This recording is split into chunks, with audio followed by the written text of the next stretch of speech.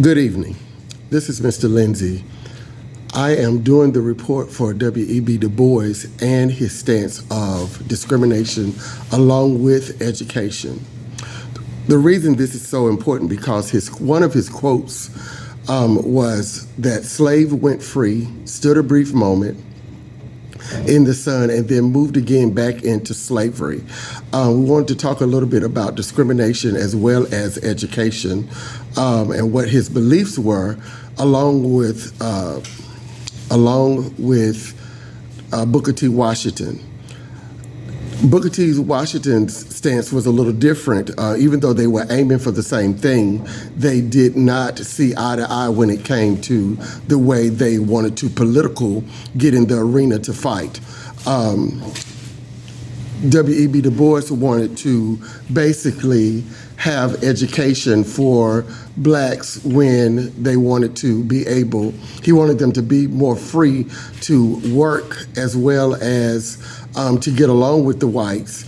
However, Booker T. Washington was not he didn't feel that way. He wanted them to basically fight for their rights and their beliefs, and wanted them to be able to be heard. And both of them wanted to be heard, and those were the two things that they had in common. They wanted blacks or African Americans to be heard, but they wanted to go about getting their rights approved different ways, where it was that Booker T. Washington wanted to fight physically, and W.E.B. Du Bois wanted to do it more political with having a picket line and doing pickets and basically getting a better education.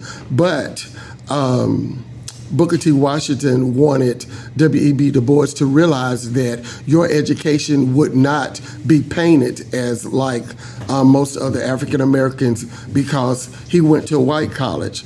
Basically, so much to say that he basically had a silver spoon in his mouth. Even when he got his master's or doctoral from Harvard, those things were along the lines of being able to work with the whites and get into the education. He had better books. He had a better background than where the blacks were coming from. And that was one of the things that Booker T. Washington wanted W.E.B. Du Bois to understand. When he made the quote, or when his philosophy for the statement, the slaves went free, stood a brief moment in the sun, then moved back again into slavery, it was because in the 1800s where he had where the whites had allowed blacks to start to be able to vote. They started to let up a little bit on slavery. They were able to vote. They were able to get better medical attention. They were able to move a little bit freely. However, with that, they were having rights to votes and even with them to have public schools. But when they started to move that way, the whites took note of the majority of the blacks that were taking advantage of the rights that they were giving them, and then the Ku Klux Klan moved in and started to taunt or started to antagonize the blacks, and they started to want to reform and go back into slavery. And that's when W.E.B. Du Bois said, no, you don't have to do that. You can take your stance because you have rights now.